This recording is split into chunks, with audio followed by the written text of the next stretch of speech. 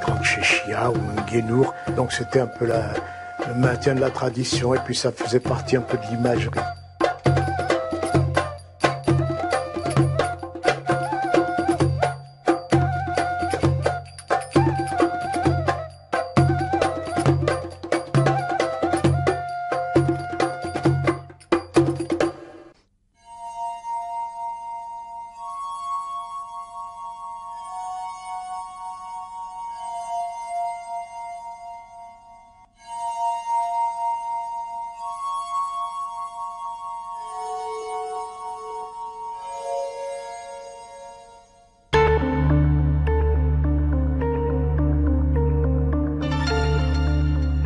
Au départ, on a envoyé un corps expéditionnaire en Afrique et donc on a désigné un certain nombre d'officiers pour y aller. C'était évidemment des gens qui se voulaient officiers français, donc qui tenaient avant tout à ce que la France puisse se maintenir en Afrique du Nord et s'y assurer un avenir. Je crois que c'était le premier point. La plupart avaient compris que cet avenir dépendait essentiellement de l'attitude des populations musulmanes et que donc c'était avec ces populations qu'il fallait faire des efforts pour les amener à reconnaître loyalement la domination française.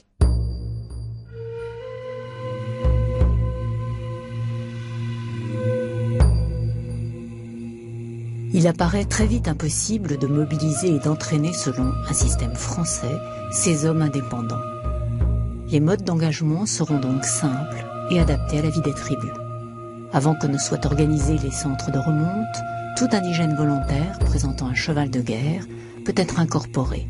Prêtant serment sur le Coran, il signe des engagements renouvelables. On adopte les traditions guerrières locales de ces excellents cavaliers rompus à la guerre de surprise et au coup de main. C'était plutôt une unité effectivement qui servait soit à opérer des razzias contre les populations non soumises, soit à faire un service de reconnaissance, soit à faire un service de liaison. Évidemment, l'intérêt était que ces gens parlaient évidemment la langue locale. Ils étaient beaucoup mieux à même de renseigner le commandement. Ce sont des régiments de cavalerie, mais qui sont par leurs escadrons dispersés.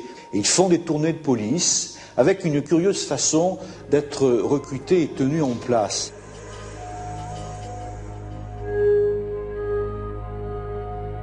Ils vivaient dans des sortes de camps avec leur famille à proximité. La smala, vos femmes, vos enfants. C'est le type pris sur les troupes d'Abdelkader.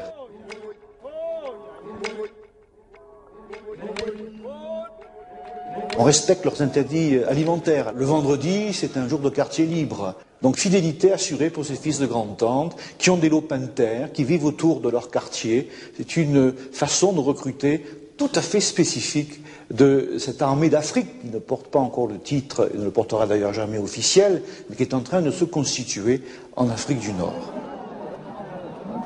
Une armée qui se constitue sur des réseaux d'alliances et de rivalités complexes. Recruter signifie se rallier les tribus. À partir du moment où, sous Napoléon III, on parle de royaumes arabes dans le respect mutuel des différences, l'armée sait qu'elle peut compter sur la séduction que la culture française opère.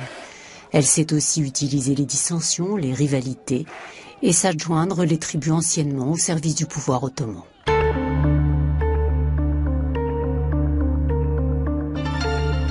Moi, je suis d'origine ottomane. À partir du moment où ce n'est plus nous qui étions au pouvoir, où ils étaient mobilisés pour une autre autorité, à ce moment-là, on n'avait plus la même relation avec, j'entends, ceux des tribus qui se mettaient au service de l'armée française, quoi. Il y avait une collaboration qu'ils avaient avec les Ottomans qui nous paraissait tout à fait naturelle.